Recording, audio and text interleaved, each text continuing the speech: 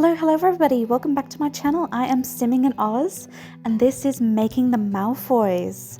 I know I promised I was going to do Hermione at some point in the future, but after the Diagon Alley build and the Weasley build, something about making the Malfoys just called to me. I just thought, I really want the Malfoys in this save to be able to own Diagon Alley and also own the Weasleys' property as a rental unit, just so they can hike the rent up on the Weasleys. So I thought, I have to do the Malfoys immediately, just so I can tie them into the story and make them part of this world. So here I am making Lucius Malfoy, and him and Narcissa I actually struggled with a little bit. Not so much Draco. All kids in The Sims 4 look the same, so he wasn't so much of a challenge.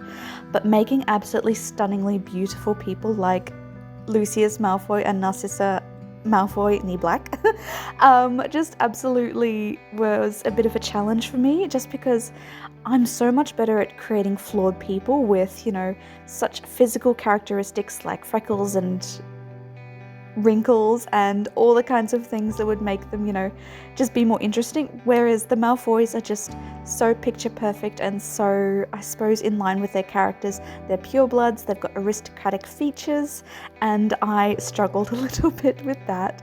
So I tried to insert just a little bit of flaws into their builds. So as you can see here, I'm trying to make Lucius. He's not so much the Lucius from the movies, just because they didn't quite get the hair right in The Sims 4, so I had to choose what I could work with.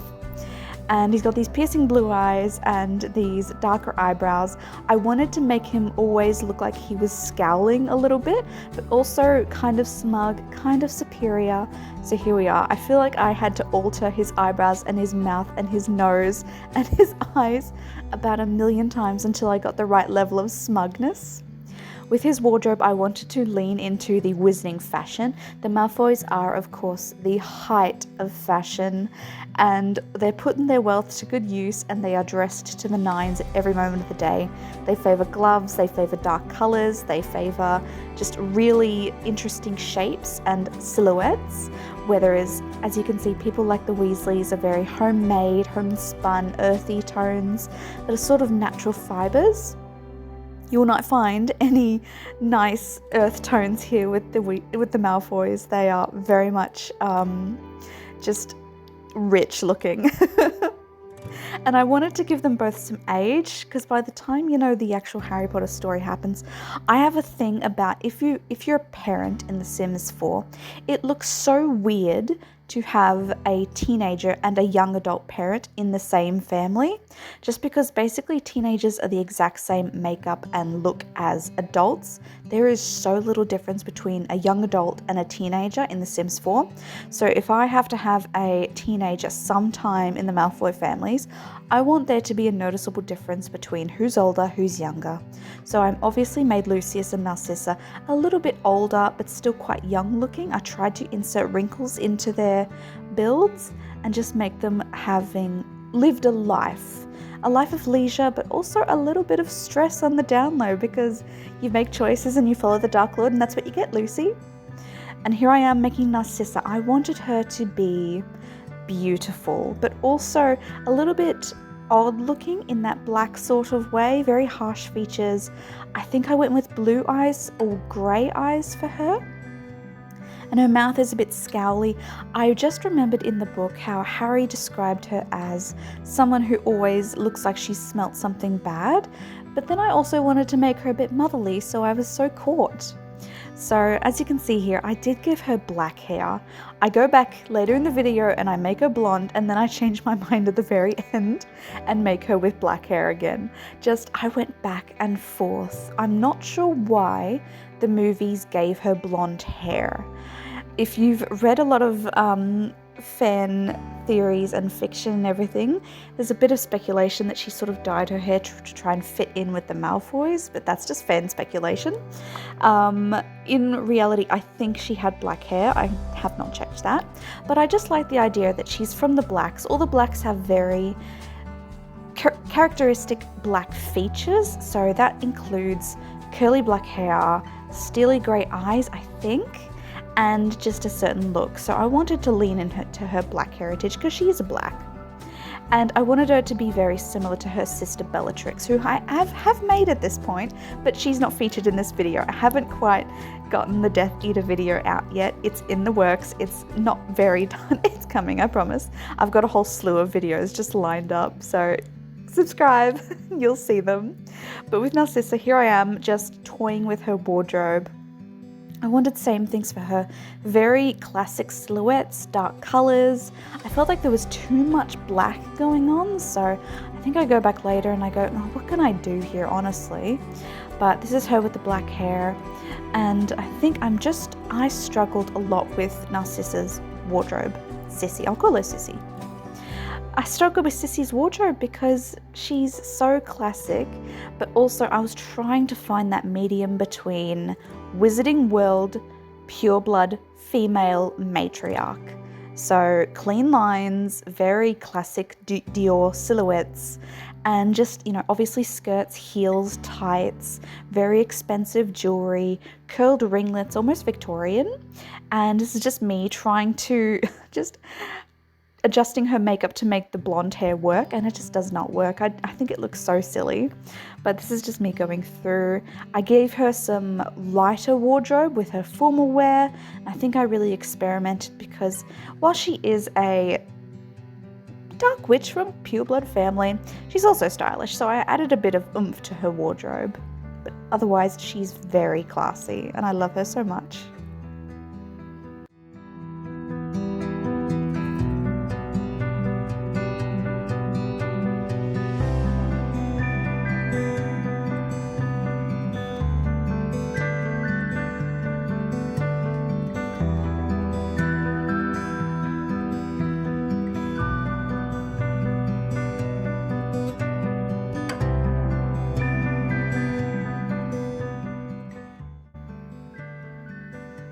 I also loved leaning into their personalities. It's so fun actually trying to narrow down the personalities of these characters within the books and the movies to just 3 traits within The Sims. I think I gave Narcissa snob, family-oriented, and materialistic.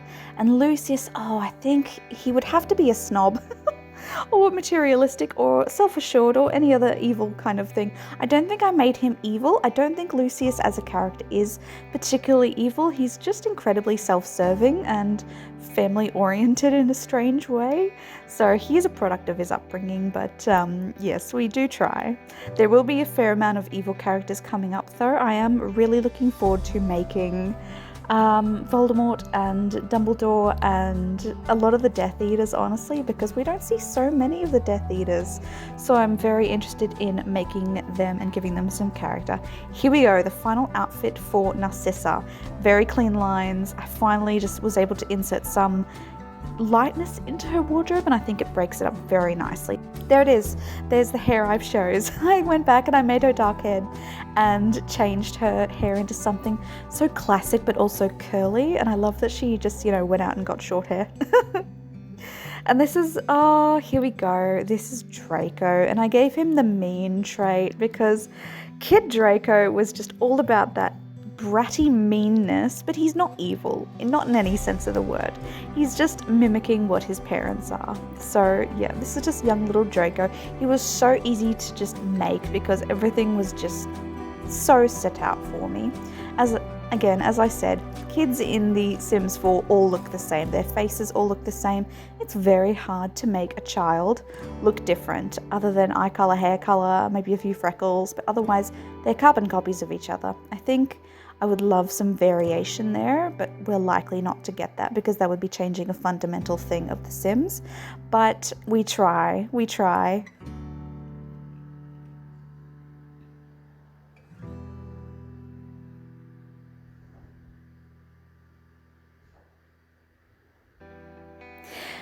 Now, here's this last thing, and please don't hate me. I feel honestly a bit embarrassed and ashamed about what happened here, but I just had to. I'm making Dobby the house elf. That's so awful. I was laughing through this whole build. I had a picture of Dobby from the movies up on my phone as I made this, and you can see me just going ham on this. I'm like, it's not until I enter fine detail mode that I actually get somewhere, but I'm like, why can't I make the ears massive? Come on, Sims 4.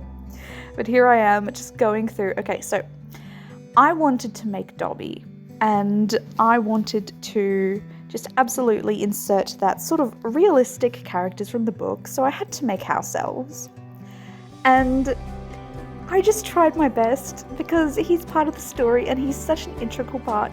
And at this point in the timeline of this Sims 4 save, Dobby would be with the Malfoys, because at this point Harry Potter isn't even at Hogwarts yet. Hogwarts isn't even built yet. So in this canon of this save, Dobby is absolutely still with the Malfoys, and he is just the sweetest little thing. He's got the most high-pitched voice I made, and his little spellcaster, and I believe I gave him the good trait just because, he's the sweetest little thing. He's skinny, and I gave him I struggled with the skin tone of him because in the movie, he's got, the weirdest pinkish, purplish, greyish skin tone that I've ever seen, and I tried to mimic that.